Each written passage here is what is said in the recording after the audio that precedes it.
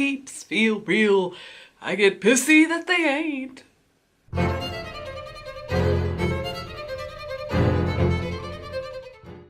Ain't nobody can do quality characters like Romain can.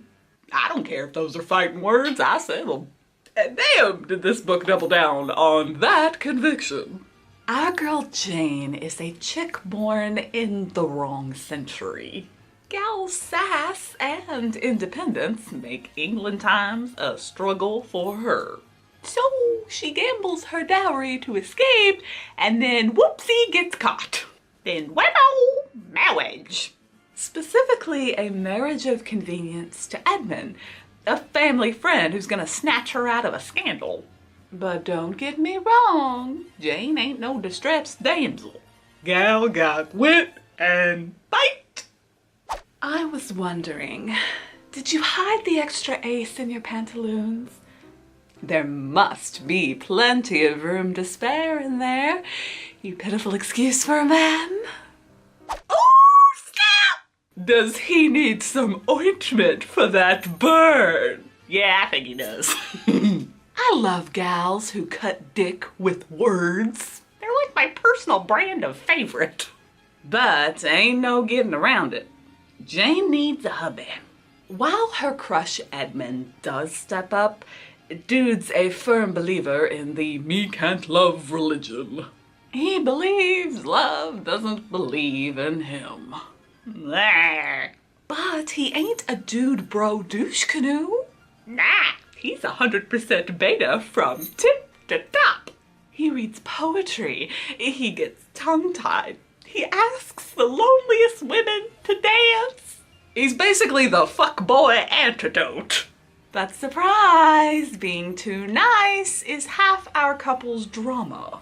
Edmund's considerate to everybody, so Jane sees his hero-tastic gestures as polite indifference. Plus, his secret guilt over a loved one's death and downfall really don't help. Yep, Mr. Smexypants is the classic I'm too good for her. No, she's too good for me hero. Ah, what an annual perennial.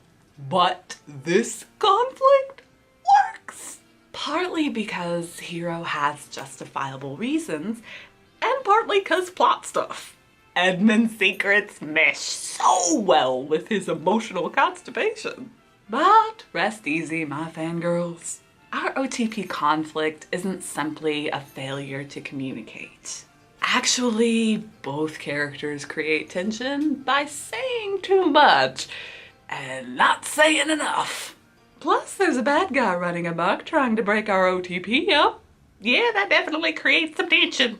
Mr. Bad Guy's evil plan links to our OTP's emotional tension and internal conflict. And holy shit sticks, this is how you make me care about external crap. Nothing but respect for my president. I know. I'm making it sound like this book is nothing but an angst fest. But Season for Scandal ain't a beat your chest heartache. I promise. It's literally the opposite.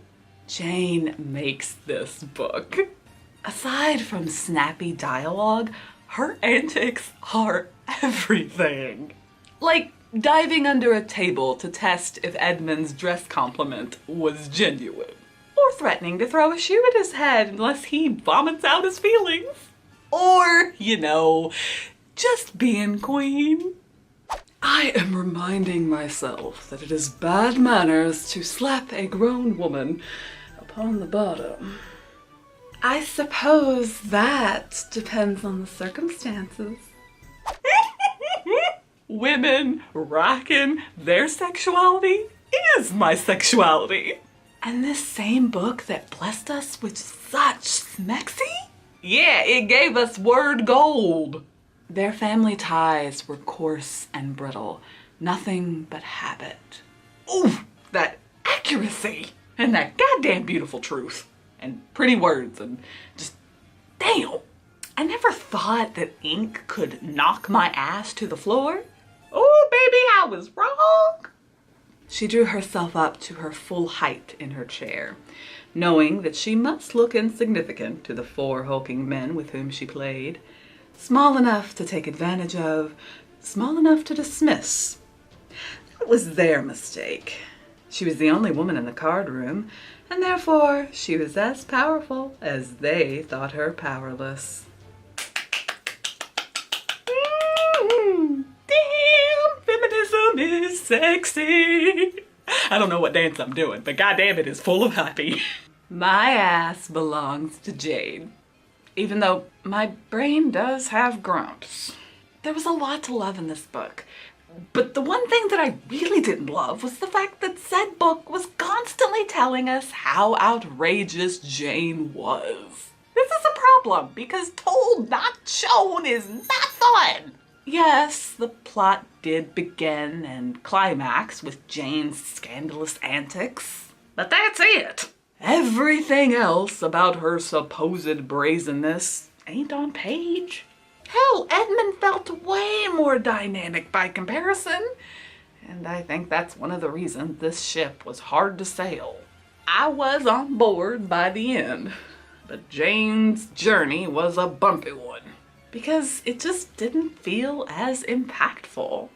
Our hero, though, boys' book moments had my flabby ass jiggling with joy. While flirting with her about how tasty she is, he literally says, "I could quote you a poem, but I can't talk about you like your food." Ooh, men refusing to dehumanize women melts my panties. Man, Edmund himself is panty melting. The things he thinks turned my ass into a not safe for work puddle. Just his thoughts. It wasn't a perfect simulacrum. The buckram hat was a two-plane cousin to the great cockaded semicircles worn by England's naval heroes. But then, Edmund was no hero.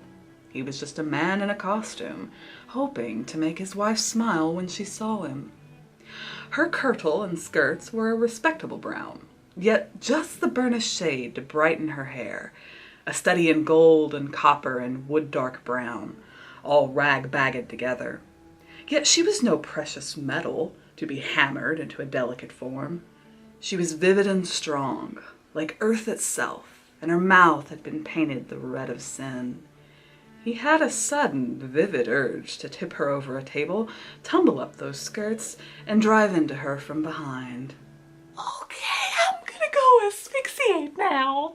Pretty romantic paragraph was birdie. It was art and emo porn and french fries and Obama all rolled into one. So yeah, did I wish Jane had an equal backstory to Edmund's? Did I want the girl to have an internal struggle that wasn't just about how the hero felt about her? Yes. Yes to all that. Had my wishes been granted, I'd probably be way more invested in this OTP. But guys, the story was emotional, and the writing pulled me in. That makes my fangirl.